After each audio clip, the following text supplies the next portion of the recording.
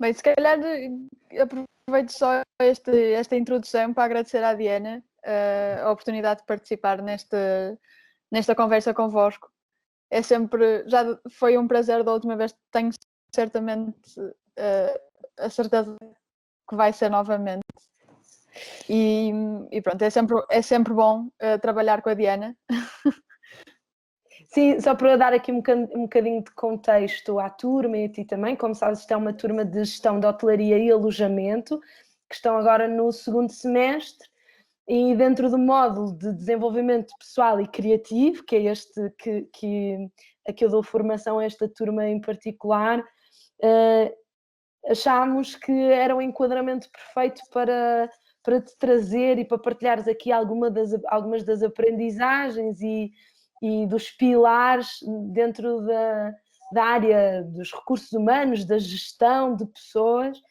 Só para explicar à turma, eu conheci a Joana em contexto profissional e é por causa desse primeiro cruzamento que para mim era inevitável tê-la a trazer-vos inspiração, partilhas, desafios, porque o que aconteceu na primeira vez que eu vi a Joana, eu estava no seu local de trabalho, que era o Boabau na altura, o restaurante Boabau aqui no Porto, e para mim foi inevitável sentir-me absolutamente inspirada e comovida pela forma como ela se relacionava com as pessoas, mais até do que com as próprias tarefas. Isto é fundamental, sob o ponto de vista deste modo, não é?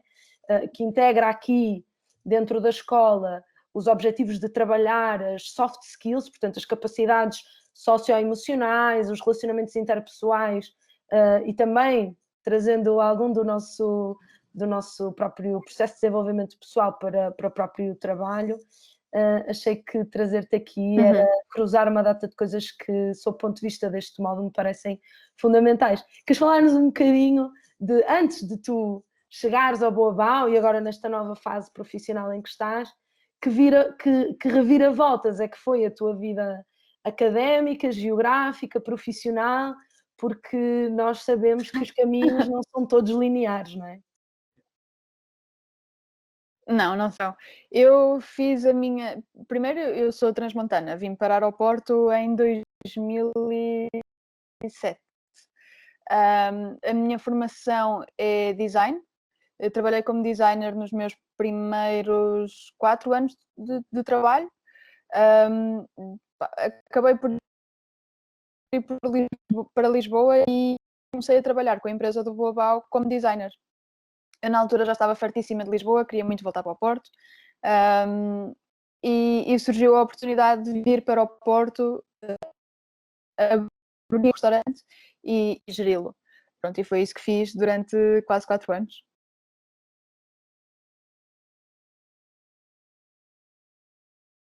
Professor ao micro. Oh, obrigada, Mariana.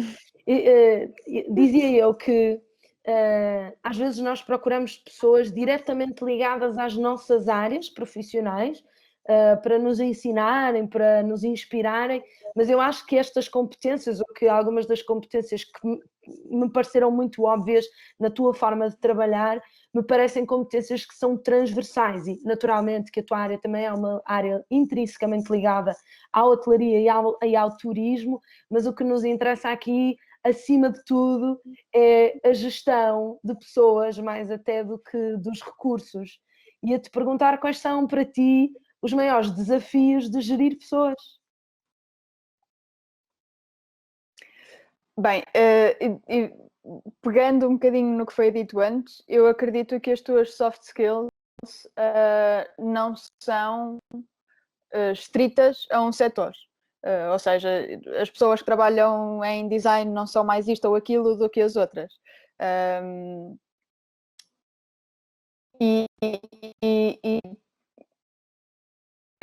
Embora seja possível tu desenvolveres e obviamente fazer formação e desenvolver as hard skills, e é isso que depois te pode tornar as oportunidades, que as soft skills são aquilo que te mantém numa equipa e que mantém a tua equipa contigo.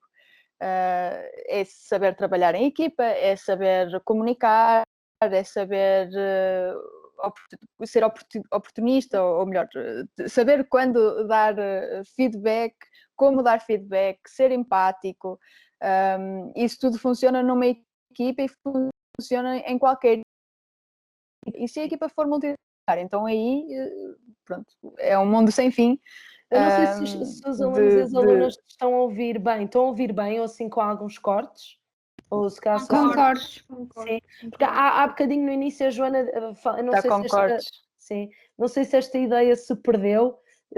A Joana dizia que, claro que às vezes o que te pode fazer chegar a uma entrevista são as competências técnicas, mas aquilo que vai fazer a diferença entre ficares ou não ficares numa equipa e de alguma forma perdurares no tempo numa equipa são as competências sociais e humanas, não é? Não sei se houve aqui também alguma coisa no final que se perdeu, mas vocês também estão sempre a tempo de interromper, de esclarecer, de tirar dúvidas, para isto poder ser uma conversa. Tu dizias oportunista, sim, ao querer dizer oportuno, mas é o que dá para estar sempre a trocar. Não me deixem a falar em várias línguas. Oportuno, desculpem. Oportuno. É o que dá a falar em várias línguas. Sim, mas é isso. Não, e tu perguntavas-me quais é que eu considerava as maiores dificuldades em gerir uma equipa? Quais é que têm sido assim os teus desafios em trabalhar com pessoas, não é? Bem, como tu sabes, no Global havia uma equipa de várias culturas, portanto, culturas e nacionalidades. Para mim, uma das nossas maiores dificuldades, e que é perfeitamente ultrapassável, era a língua. Especialmente quando começamos a entrar em campos muito técnicos, quando tu tens cozinheiros que não conseguem expressar-se numa língua em que toda a gente compreenda, e de repente não sabes o que chamar aos ingredientes, ou sei lá, tive situações super caricatas de ser preciso ir comprar um utensílio de cozinha e era preciso mandarem-me fotos porque eu não conseguia perceber o que é que me estavam a pedir. Mas isso é perfeitamente ultrapassável. Nós, aliás, encontramos cursos de português, facilitamos os horários, e eu acho que daqui vem as soft skills, o saber ser empático, o perceber que as pessoas passam muito tempo no trabalho e que tudo o que tu possas fazer para que essas horas não sejam penosas, não é? Não seja uma coisa difícil. As pessoas, quando trabalham com prazer, são muito mais produtivas, ficam mais tempo, fazem maiores sacrifícios, às vezes sem noção que estão a fazer sacrifícios. Há um envolvimento completamente diferente do que bater às 5 da tarde e quero ir embora, quero ficar aqui. Portanto, sim, eu acho que a primeira dificuldade que eu tenho a apontar é, sem dúvida, a língua. Depois, era uma equipa muito grande. Houve uma altura em que nós éramos 60 no mesmo restaurante. E eu acho que a dificuldade aí começa a ser não deixar que se criem grupinhos dentro do grupo grande, que é com o senhor, mas isso vai sempre acontecer, mas não deixar que isso se torne numa bolha fechada.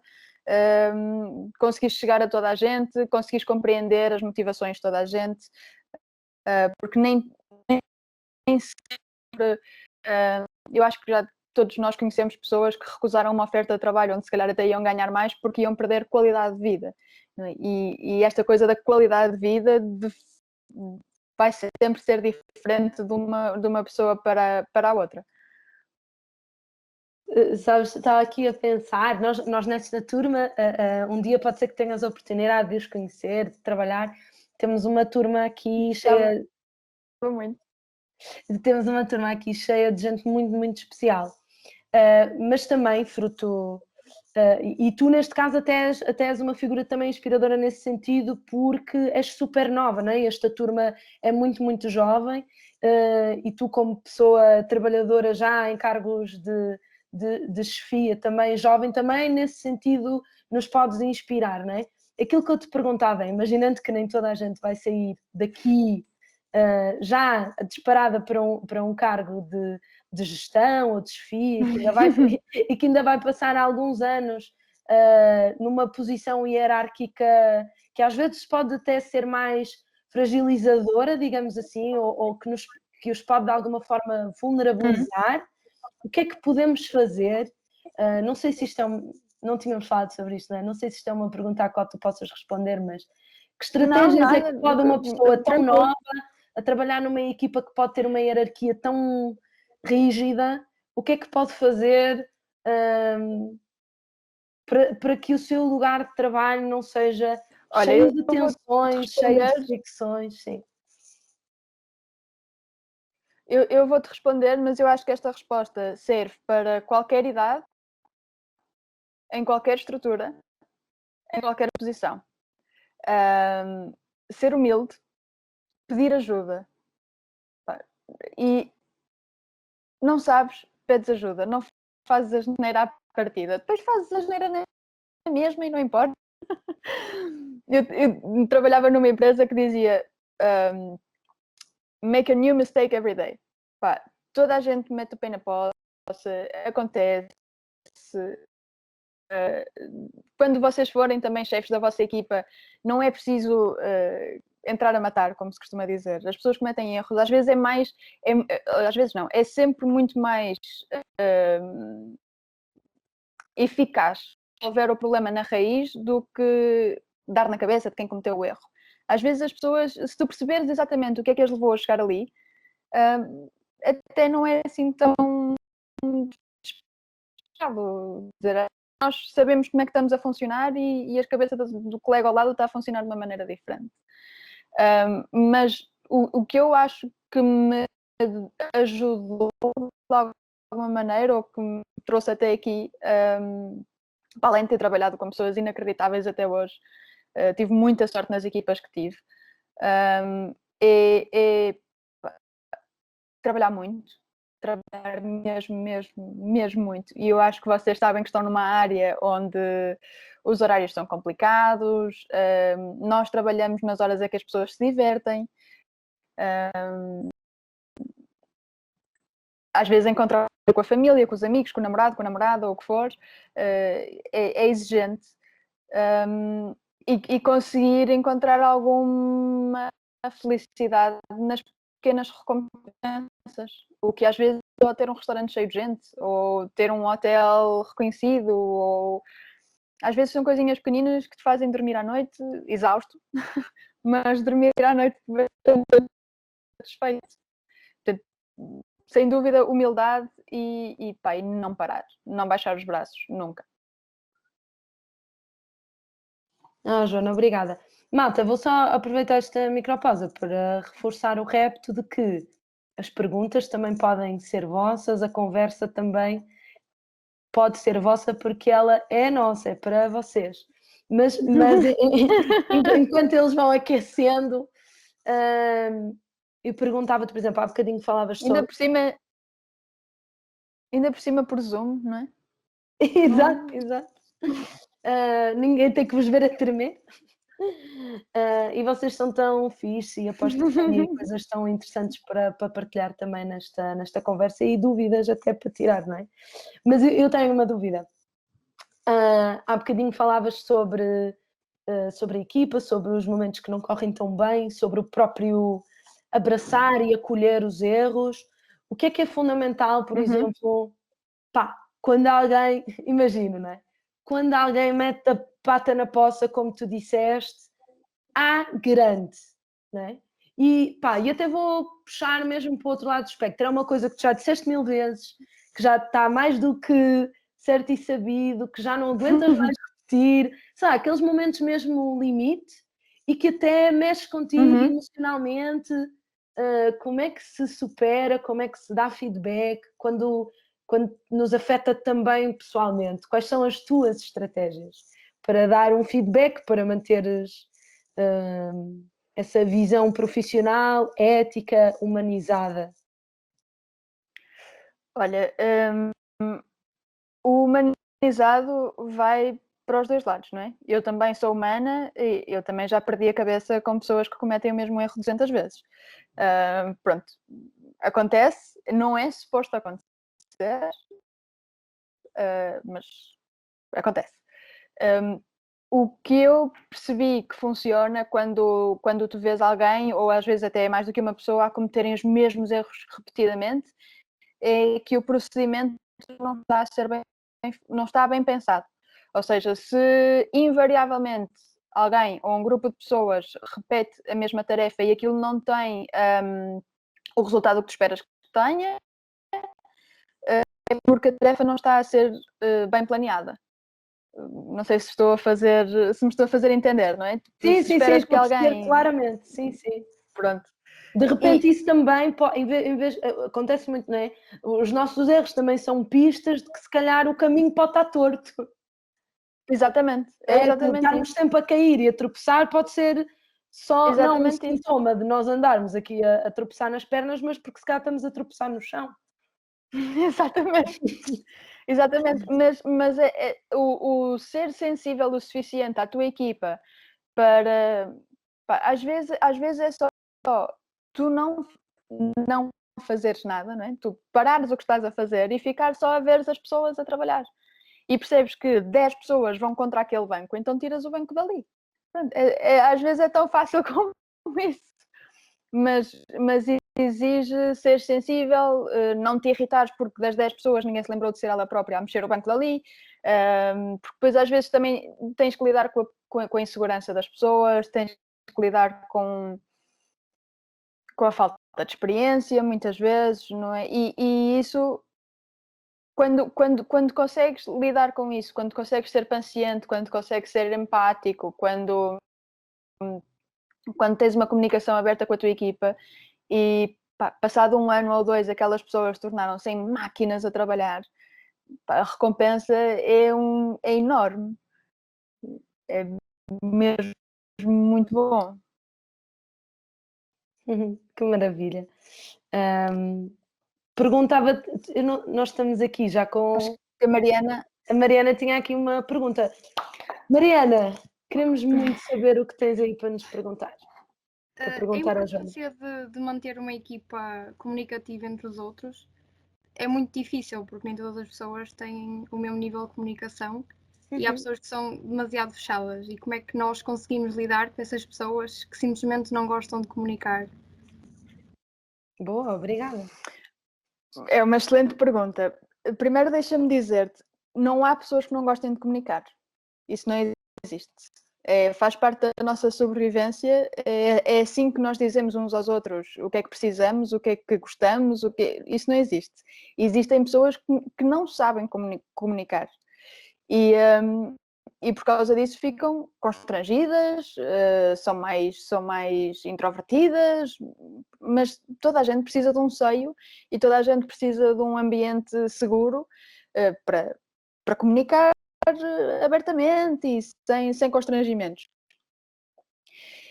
A resposta à tua pergunta, a resposta mais técnica que eu te posso dar é no momento das entrevistas, não é? Quando estás a escolher a tua equipa, é ter isso em mente.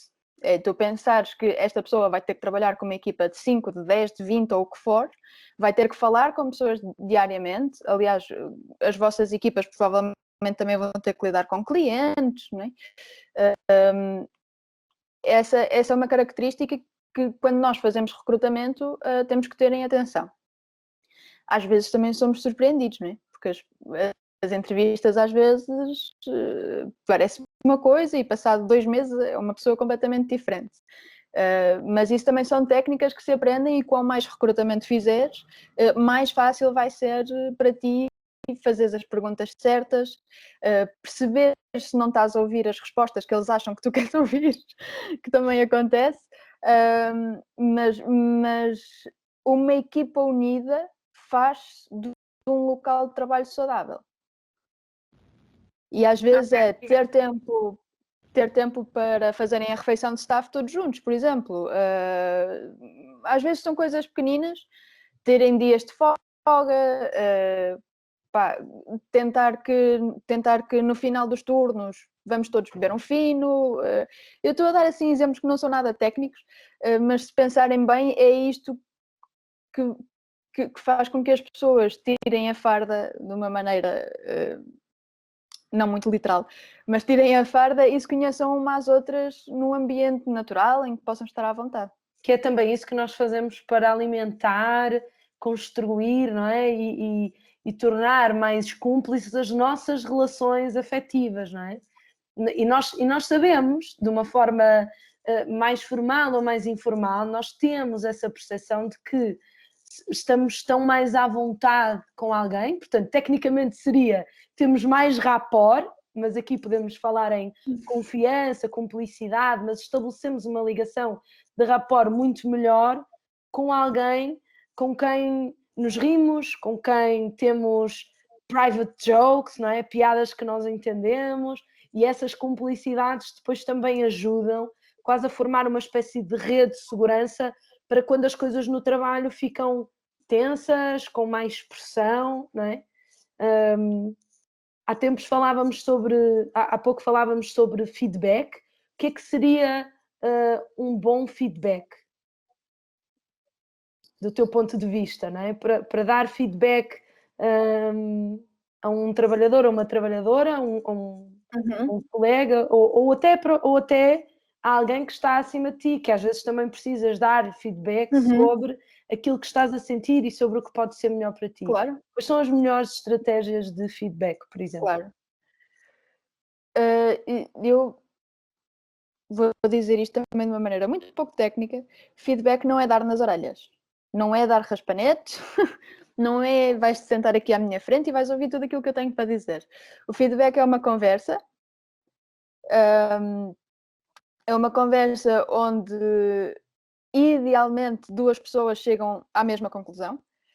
Nunca deve ser dada em cima da hora, porque é muito difícil termos amplitude emocional suficiente para conseguirmos gerir a nossa própria frustração, gerir a frustração do outro e ainda assim conseguir chegar ao fim da conversa e somos amigos e está tudo bem e percebemos exatamente o que é que um e o outro querem dizer.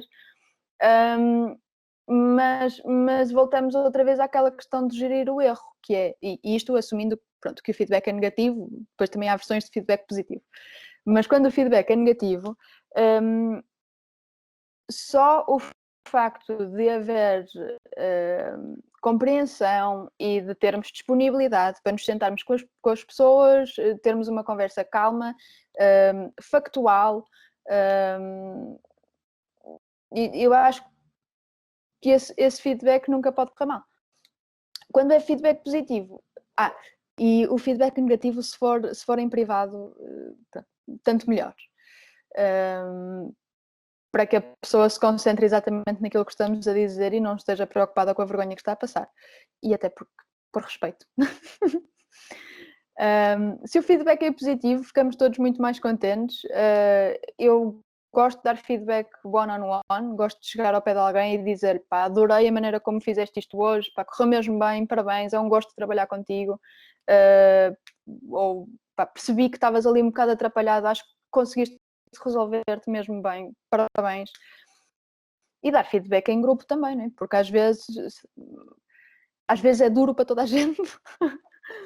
Portanto, o feedback em grupo também pode funcionar.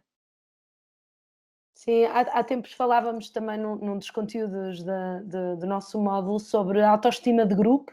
Bem, na segunda ou terceira aula falámos sobre autoestima de grupo. Acho que, embora a autoestima seja sobre o valor individual de cada um, não é? Ser uma coisa intrínseca, uma forma de alimentar ou de contribuir também para uma autoestima de grupo saudável é também esse feedback positivo em grupo, não é? Isso também unifica as próprias relações, essa ideia do juntos somos mais fortes, é tipo, uau, ela está-nos a elogiar e nós fizemos isto juntos, está a reconhecer o nosso valor enquanto equipa, isso vai nos dar mais força para também nos apoiarmos uns nos outros, umas nas outras, numa próxima etapa do trabalho. Ia-te dizer, então nós falamos aqui do Boabau, mas não estamos a falar durante os últimos 4 anos de gerir um só espaço, uma só equipa, porque havia toda uma ponte, não é? Um agregar de várias tarefas e de várias dinâmicas, que era estabelecer comunicação com a equipa em Lisboa, fazer parte de uma equipa internacional, não é? De uma empresa internacional, com mais um polo, um outro restaurante para gerir no Norte Shopping, que é o Laubau. Que diferenças, só para se quiseres partilhar, não sei se queres ou se podes partilhar sobre esta mudança recente na tua vida profissional, quais são assim as grandes diferenças? Porque agora, de repente, a Joana já não está a trabalhar no Boabau atualmente, mas também tens não sei quantas dimensões, não sei quantos espaços, com geografias e equipas diferentes. Eu ainda não consigo fazer a comparação, porque hoje é o meu primeiro dia. Pois. mas posso-te falar de uma coisa que eu acho que também falamos há pouco, que era o feedback para cima, não é? Para cima da hierarquia, e de como muitas vezes esta posição intermédia em que eu estou e estive e continuo a estar, que é ter equipas a meu cargo e ter alguém acima de mim a quem eu também tenho que reportar, essa gestão de expectativa, porque é sempre uma gestão de expectativa, não é? Quando alguma coisa corre mal, eu sou encarregue desta equipa, portanto eu vou ter a responsabilidade sobre isso, e tenho que conseguir gerir e passar essa mensagem, e não é dada da mesma maneira, não é? Porque tu, quando dás feedback negativo à equipa que está a teu cargo, é num tom.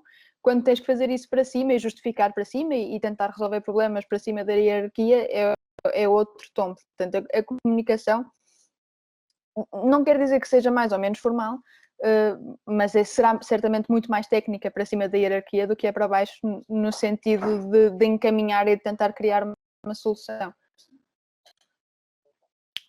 Boa, uau, obrigada. Malta, se alguém tiver alguma questão, é agora. Eu não estou, parece aquelas pessoas dos concursos, não é? É agora ou nunca? Mas eu tenho uma questão para terminarmos, porque também temos já pouco tempo, que é, estando nós num modo de desenvolvimento pessoal e criativo, à procura de estratégias para o nosso autoconhecimento, para a nossa autoestima, para a nossa tomada de consciência, como é que quais foram as tuas estratégias, formais e informais, aquelas que escolheste ou aquelas que simplesmente aconteceram, que te permitiram o teu próprio processo de desenvolvimento pessoal, não é? Como é que se chega a esta fase da vida nesse lugar, nesse degrau da escada, digamos assim?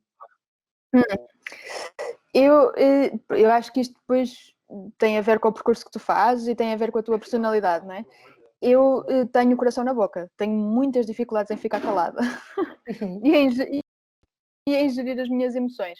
E pá, uma coisa que eu tive que aprender e que acho que ainda estou longe, muito, muito longe da perfeição, mas é autoconhecimento, é saber exatamente com o que é que eu estou irritada, ou o que é que me está a chatear, ou até o que é que me está a fazer feliz e o que é que me deixa satisfeita, e conseguir quase que segurar com pinças essa emoção e conseguir desconstruí-la ao ponto de ok, é este o problema, é esta a cerne da questão, eu tenho que lidar com isto. Depois tudo o resto à volta é o meu ego, é ruído emocional, mas é conseguir respirar fundo o suficiente para conseguir perceber exatamente porque é que eu estou a sentir o que estou a sentir e lidar com isso.